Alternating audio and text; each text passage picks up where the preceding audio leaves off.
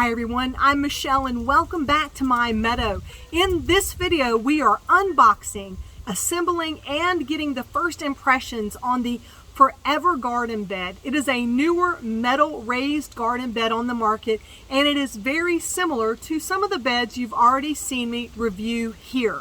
And in full transparency, I did receive this bed for free. The manufacturer reached out to me and asked if I would be interested in reviewing the bed.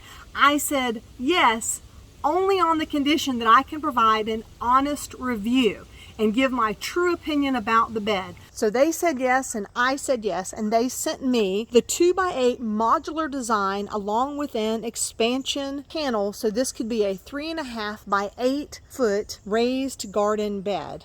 And now that I've done this a couple of times, I know the things you're going to ask of me and I know the things to look for.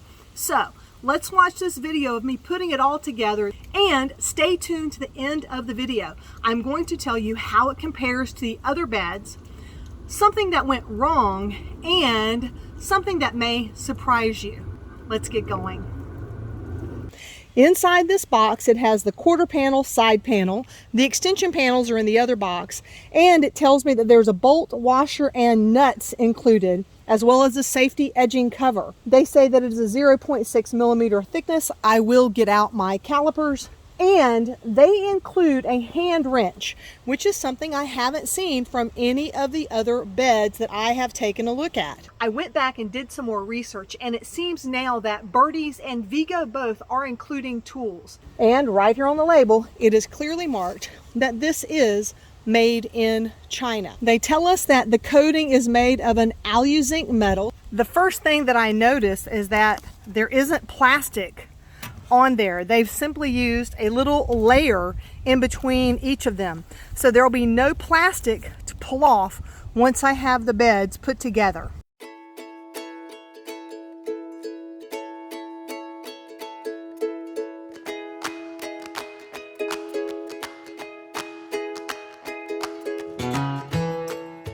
It is a rubber coated edging with a metal interior. I know that I will need to be more careful. I don't want to scrape the outside of this, because if I expose the metal on the inside, then this will definitely begin to rust. Because I've learned that they can shrink up, I'm also going to lay this out in the sun to warm up while I am working on the bed. I haven't put together this height bed before.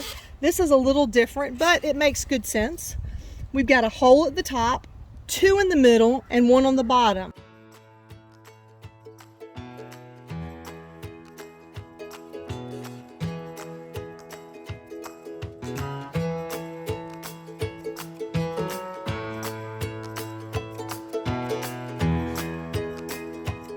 It's great to have a little bucket or container to keep all of the screws and parts in. A little bit different from the other brands is they include a cap nut for every position, not just on the top row. I decided in this section to go ahead and simply put in the top and bottom screws, and then once the bed is assembled all the way around, I'll come back through and add the rest of the screws. But this will hold the panels together and should make the assembly a little bit faster.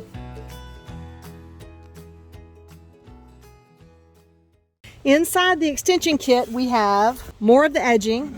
We have some bracing the panels to make the ends wider. Along with the additional hardware, a second wrench. Yay, yay. Whoop.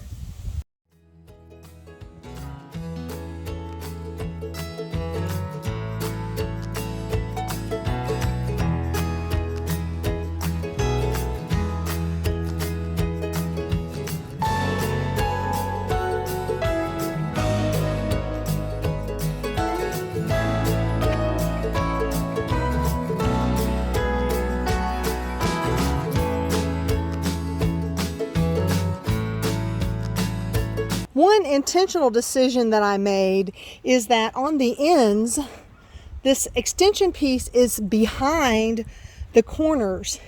In my mind, and again, I am not an engineer, but it seems like putting this piece behind the curved edge gives it even more stability than if I put it on the outside.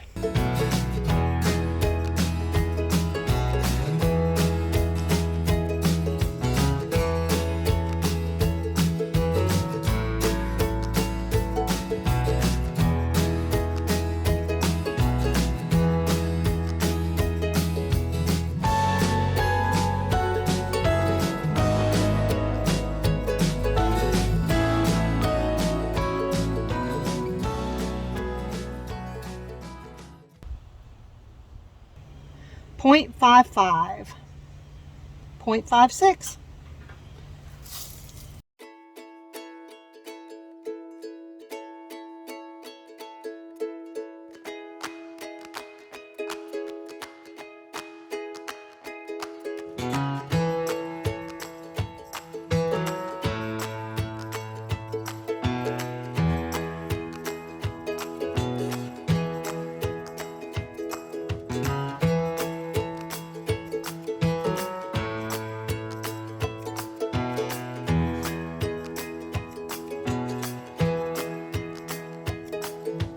Now, I need to install the braces, and the braces came with the extension kit.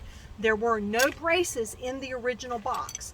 The smaller, thinner bed, I guess, didn't require bracing, but this was included in the extension.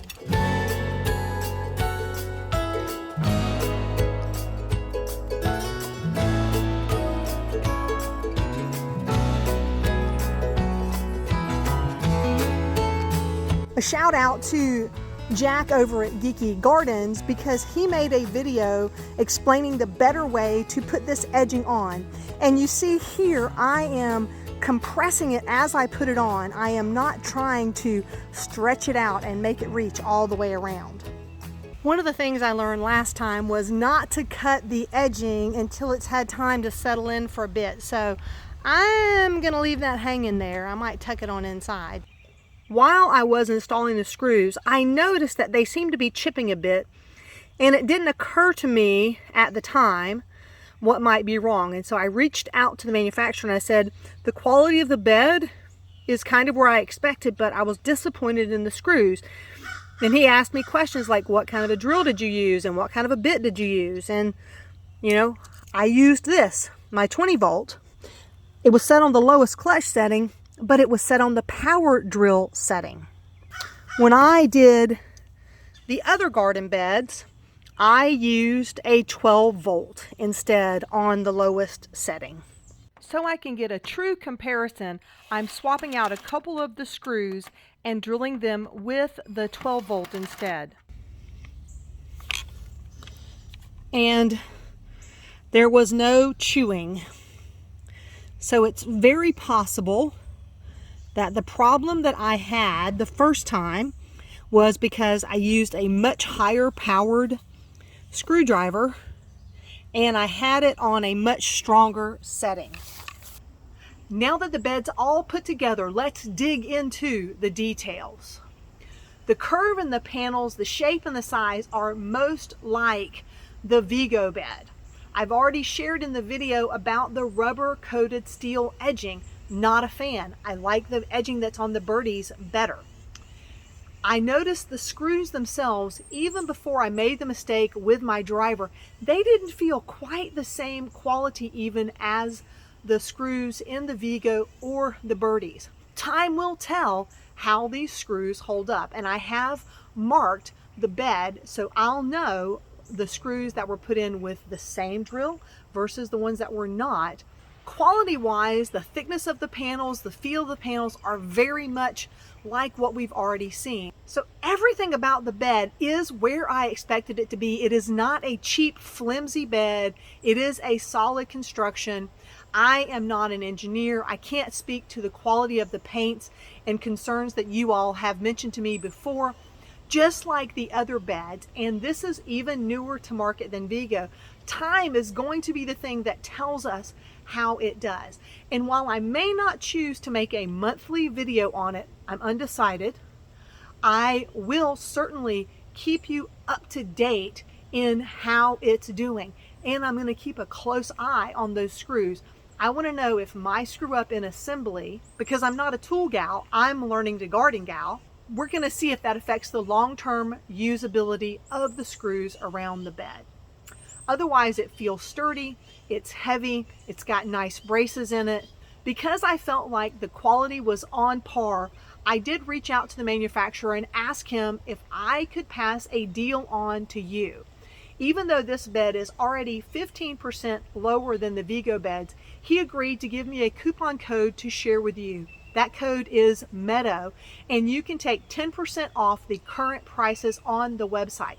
which will give you a nice savings if that's what you want to do. So if you're looking for a way to save some money and have a higher quality bed that's not a cheaper, flimsy metal bed, this bed might be the choice for you. I look forward to getting this bed installed here in my Northeast Florida garden. And rest assured, if I find any problems with this bed, I will create another video and get back to you on that. Meantime, it'll be in the garden right next to the other metal beds, so we'll be able to see them over time, how they all perform.